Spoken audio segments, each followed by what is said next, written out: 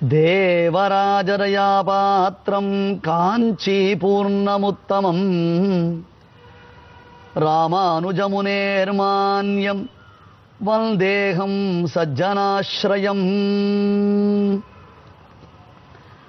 கஜேந்திரதாசர் என்று இயற்பெயர் கொண்ட திருக்கச்சி நம்பிகள் காஞ்சி வரதராஜ பெருமாளிடத்தில் அச்சஞ்சலமான பக்தி பூண்டு ஒழுகியதினாலே அவருக்கு காஞ்சி பூர்ணர், திரு கச்சி நம்பிகள். காஞ்சி கச்சி, பூர்ணகா என்பதற்கு தமிழில் நம்பி என்பது பொருள். காஞ்சி பூர்ணர் என்பதாகவே கொண்டாடப்படுகின்றார். தேவராஜர்யா பாத்திரம், வரதனுடைய கிருபைக்கு பரிபூர்ணமான பாத்திர விசேஷர். ஏனென்றால் வரதன் அருளாளன் மட்டுமில்லாமல் பேரருளாளனாக திகழ்கின்றான்.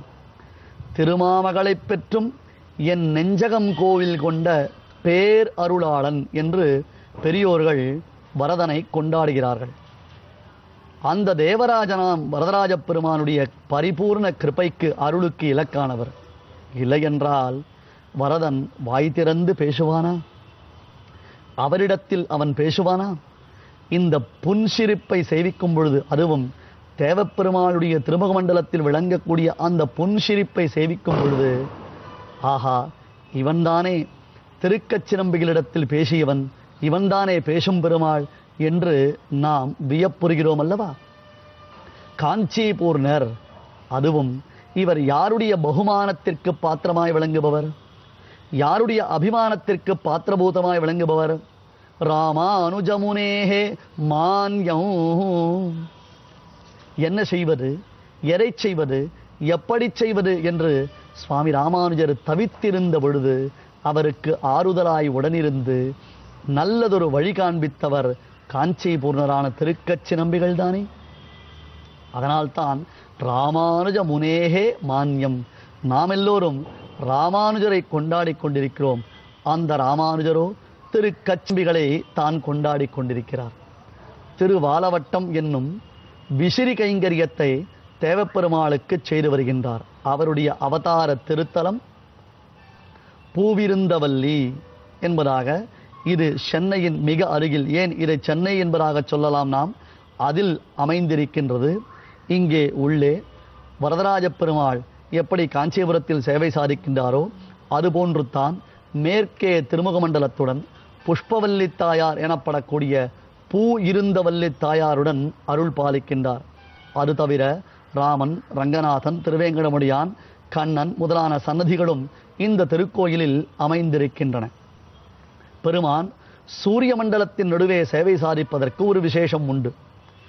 யாதவ பிரகாஷர் எம்பெருமானுடைய திரு கண்களை எப்படியெல்லாம் கொடுமையாக வர்ணித்தார். தேயசதா சவித்ருமண்டல மத்தியவர்த்தி நாராயணஹா சரசிஜாசன சந்நிவிஷ்டஹா கேயூரவான் மகரகுண்டலவான் கிரீட்டி ஹாரி ஹிரண்மய வபுகு திருத சங்கசக்கரஹா என்று சந்தியோபாசன காலத்தில் சூரிய மண்டலத்தின் நடுவில் உருக்கி வார்த்த தங்கத்தை போன்று திருமேனி காந்தி உடையவனாக, அற்புதமான பங்கைய கண்ணனாக பெருமானுடைய திருமுக மண்டலத்தை சேவிக்க வேண்டும்.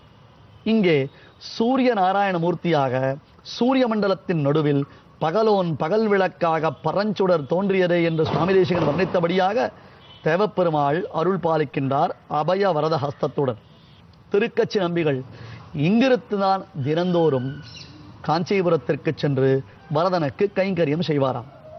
அதில் ஸ்ரீபெரும்புதூர் வழியாக காஞ்சிபுரத்திற்கு செல்லும் காலத்திலேயே இளையாழ்வாரிடத்தில் திருக்கச்சி நம்பிகளுக்கு பழக்கம் உண்டு என்பதாக ஒரு சில பெரியோர்கள் இந்த ஒரு சிறப்பு செய்தியை நமக்கு அளிக்கின்றார்கள்.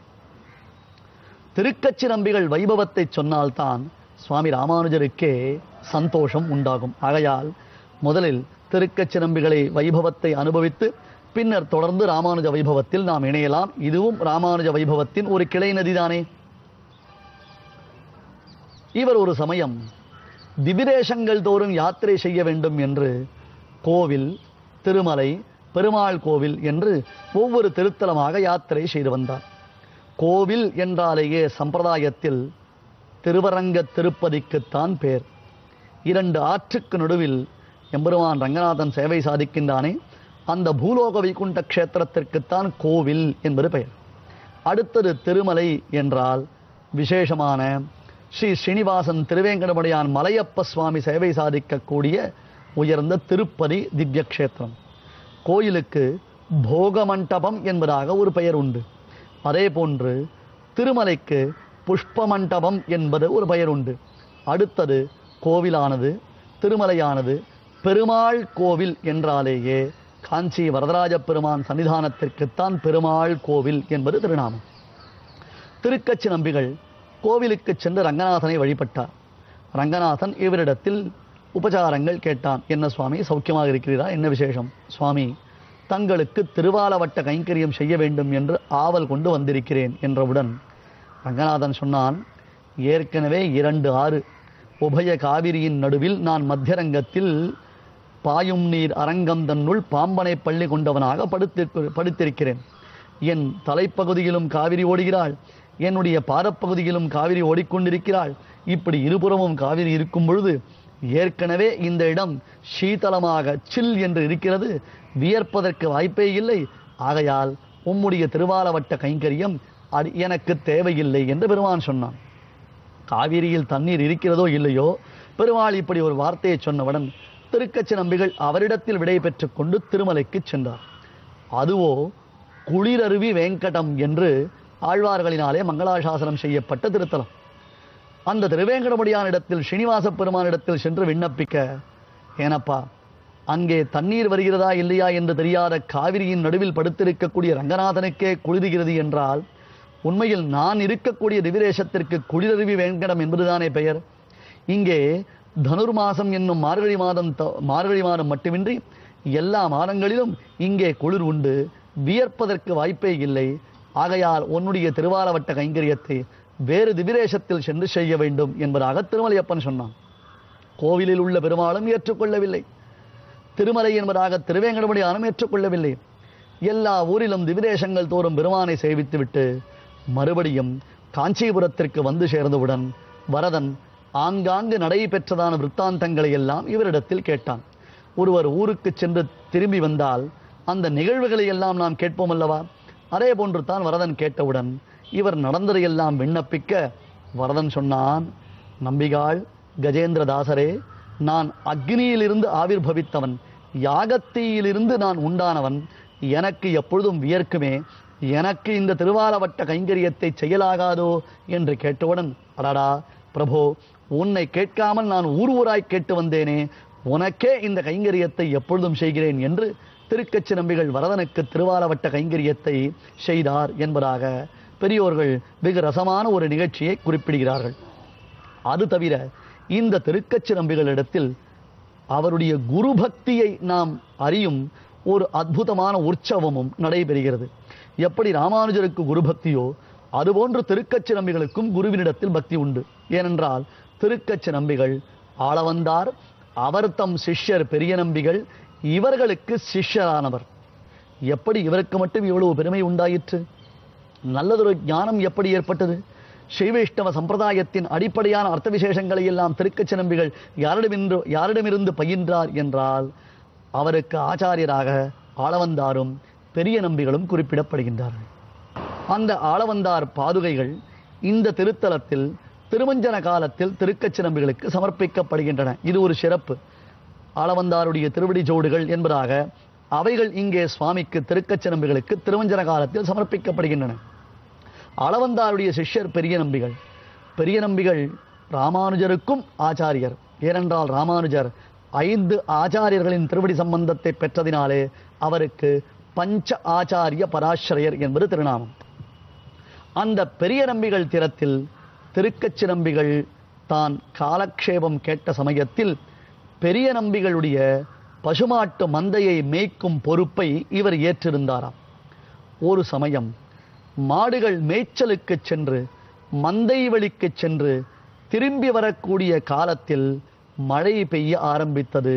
உடனே மாடுகள் மழையில் நனைந்து சற்றே குளிரினாலே அவைகள் உடல் சிலிர்க்க ஆரம்பித்தன.